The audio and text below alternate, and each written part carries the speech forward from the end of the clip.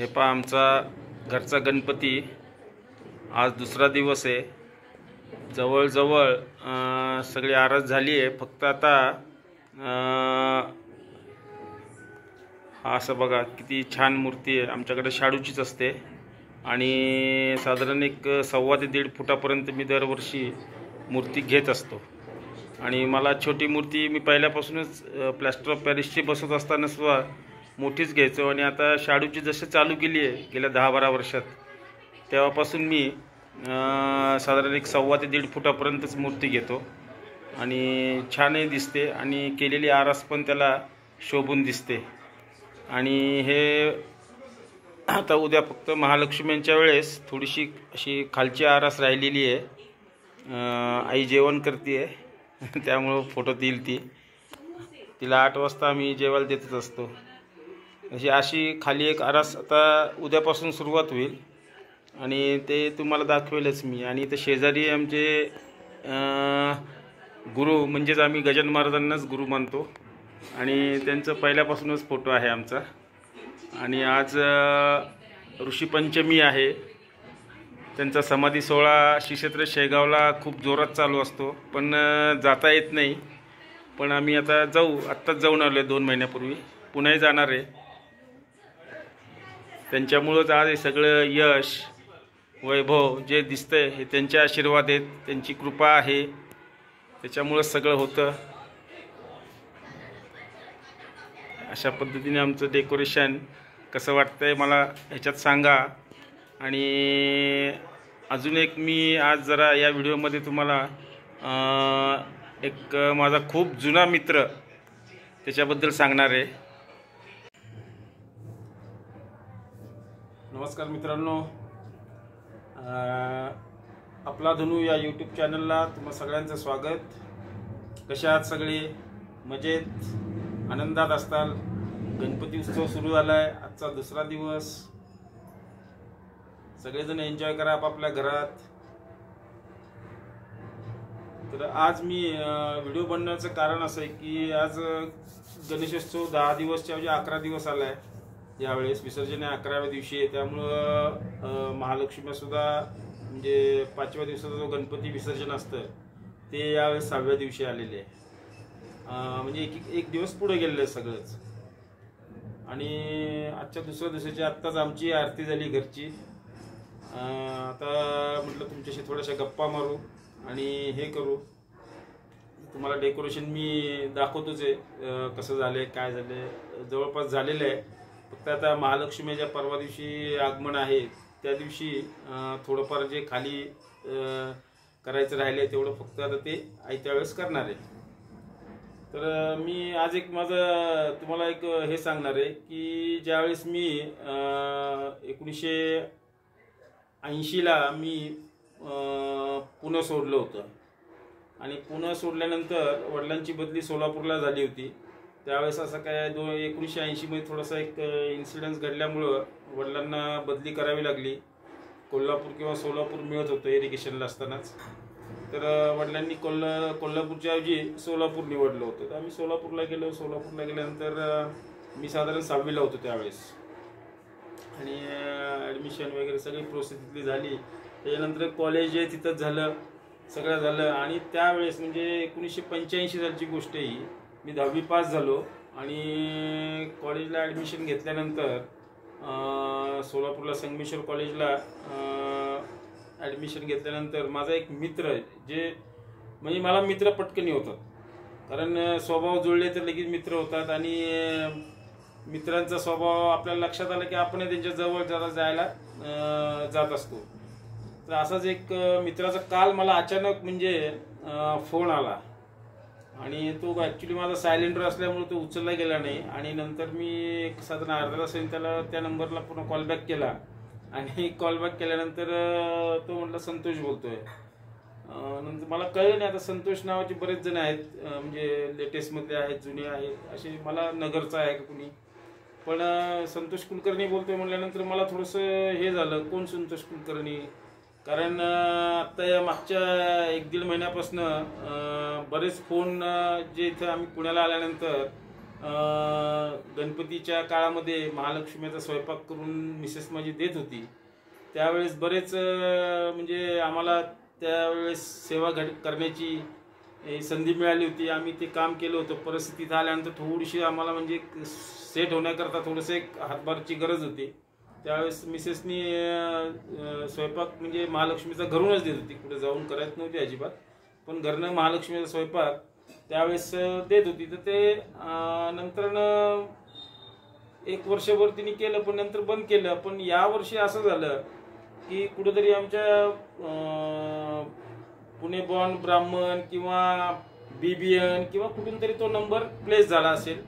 त्यात त्यांची चूक नाही आहे, कारण त्यांच्याही संपर्कात आम्ही नव्हतो मागच्या 1 वर्षभरात. तर ते कदाचित चुकून पुढं प्लेस झाला, आणि प्लेस झाल्यानंतर तिला एवढे फोन यावर्षी म्हणजे कमीत कमी एक 300 ते 400 फोन तिला स्वयंपाकासाठी आले होते. परंतु आता स्वयंपाक करत नसल्यामुळं नातू माझा लहान आहे, मुलीची डिलिव्हरी झाल्यामुळं नातूला थोडंसं सांभाळावं लागतं, या गोष्टीमुळं केलेलं नाही आहे. आणि त्या संदर्भात कदाचित ही फोन उचलत नाही, कारण शेवटी एक लिमिटच्या बाहेर गेल्यानंतर किती वेळा फोन उचलणार, किंवा किती वेळा आपण त्यांना उत्तर तेच रोज दिवसातनं कमीत कमी 20-25 कॉल येत होते.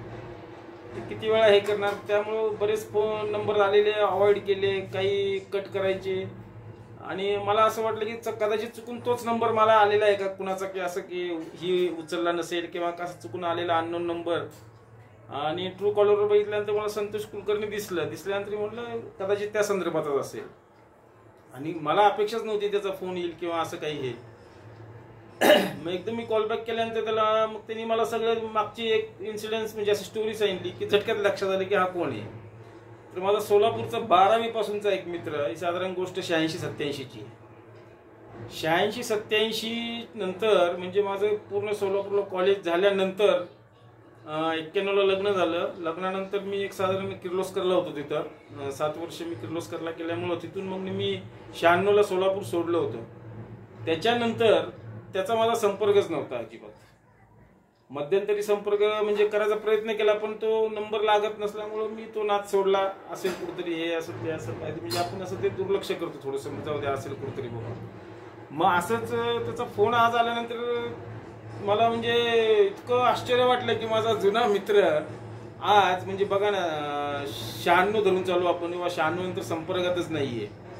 साधारण 30-1 वर्षांनी म्हणजे जवळपास त्यांनी मला आज पहिल्यांदा फोन केला.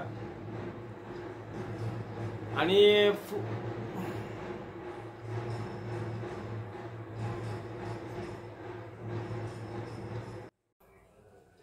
त्याचा फोन आल्यानंतर मी एवढ्या वर्षांनी त्याचा फोन आला याचं मला म्हणजे कौतुक वाटलं. मला म्हणाला, अरे धन्या कुठे तू, काय तुझा नंबर मी कसा काढला काय, म्हणजे फार त्यांनी असं हे केला. म्हटलं बोल म्हटलं. मला खूप आनंद झाला की म्हणजे बघा 85 पासूनचा मित्र म्हणजे साधारण 95-96ला शेवटची भेट झाली असेल, आणि 95 नंतर म्हणजे आता बघा तुम्ही किती वर्ष झाले, 24 आणि 5 29-30 वर्ष झाले. 30 वर्षांनी त्यांनी माझा नंबर माझा मित्र श्रीकांत खॅडकरनं घेऊन काढला आणि मला फोन केला. आणि मी म्हणजे इतक्या मनसोक्त गप्पा मारल्या. गप्पा मारताना मग म्हणजे असं मन भरून आलं होतं की आपण जोडलेली नाती, आपण जोडलेले मित्र हे आज काही का असं नाही, एवढ्या वर्षांनी आपली आज आपुलकीने चौकशी केली, यातच सगळं आलं. बाकी अजून काय पाहिजे सांगा ना तुम्ही. सुखदुःखात एकमेकाला कोण विचारतं, कोण मदत करतं, ह्याच्यापेक्षा आनंदात असताना आपण म्हणतो ना नेहमी की आनंदात सगळे येतात, पण ज्यावेळेस दुःख असतं त्यावेळेस एक मायाचा आधार म्हणून आपण जेव्हा मित्राची साथ जास्त घेतो, आणि माझा तर अनुभव मित्रांचाच आहे, साथ घेतो, त्यावेळेस असा मित्र मला अचानक फोन करतो. खूप गप्पा अर्धा तास बोलत होतो त्याच्याशी. आणि मी म्हटलं अरे तुला लावला होता फोन. तो म्हणला अरे मी मध्यंतरच्या काळात थोडंसं दुबईला गेलो होतो आणि तिकडे असल्यामुळं बरेचसे कॉन्टॅक्ट म्हणजे लूज झाले होते, असे तसे बोलल्यानंतर म्हटलं ठीक आहे, चांगली गोष्ट आहे. मग आहे दिवाळीपर्यंत म्हटलं मी. तर मी त्याला म्हटलं प्रॉमिस केलं आहे की लवकरच तुला भेटायला येतो सोलापूरला, आणि जाणार अगदी म्हणजे सगळ्या कॉलेजच्या गप्पा काय काय म्हणजे त्या आम्ही एन्जॉय केला, काय मजा केली. हे दिवस अक्षरशः म्हणजे सगळे असे बाहेर आले आणि त्या आठवणीत रमलो, गप्पा झाल्या त्याविषयी.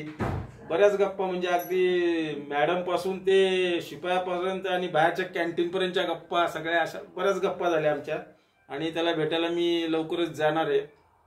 मित्रांनो, ह्याच्या मागचं सांगायचं कारण असं आहे की मी मागच्या व्हिडिओमध्ये एक बोललो होतो की कोकणातला माणूस हा आवर्जून वर्षभरात तुम्ही काय केलं काय नाही केलं, गेला नाही गेला, पण कोकणामध्ये गणपती उत्सवामध्ये चाकरमान्याला असेल, ऑफिसर असेल, कुठल्या क्षेत्रामध्ये काम करणार असेल, कोकणातला राहणारा माणूस प्रॉपर हा गणपतीला 10 दिवस 5 दिवस 7 दिवस जे काय त्यांच्या रीती परंपराप्रमाणे असतील हे तिथं जाणार म्हणजे जाणार.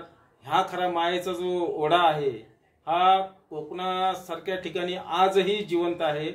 बाकी ठिकाणी आहे नाही याच्याशी आपण काही जास्त हे करत नाही, पण कोकणातलं हे वैशिष्ट्य आवर्जून म्हणजे तुम्ही बघा ना, रेल्वे बुकिंग असेल हे असं सगळं असं म्हणजे झटक्यात बुकिंग होऊन जातं. ती ओढ जी असते ती ओढ त्या कोकणातल्या लोकांना असते.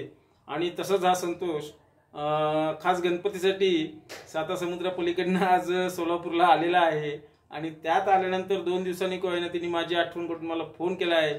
त्याबद्दल त्याचे मनापासून मी आभार मानतो की जपलेलं नातं आज ठीक आहे. मी तर म्हणजे विसरल्यासारखंच झालं होतं पूर्ण. म्हणजे सुरुवातीला प्रयत्न केला होता भेटण्याचा, पण नाहीये हे नाही ते आपण हे करून टाकलं होतं म्हणजे असं असेल बाबा कुठंतरी. पण ते आला याचा आनंद खूप झाला आणि खूप छान वाटलं.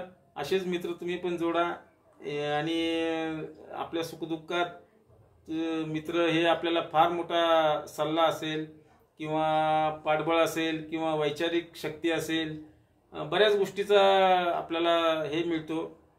शेवटी नाती जपणं हा आपला माणूस धर्म आहे.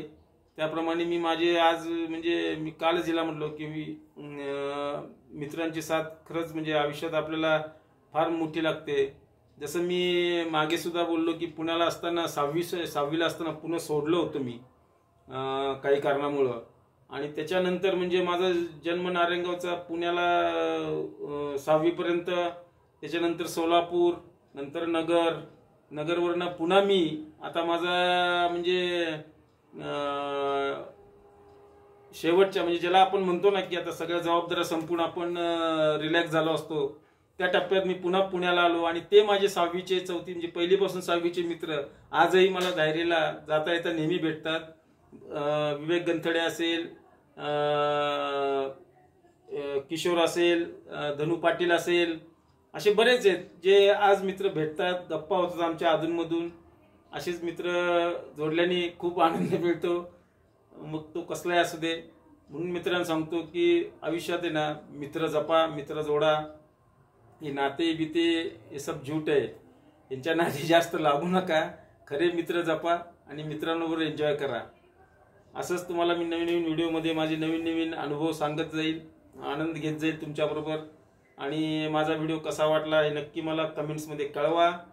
माझ्या व्हिडिओला लाईक करा, शेअर करा, सबस्क्राईब करा आणि एन्जॉय करा.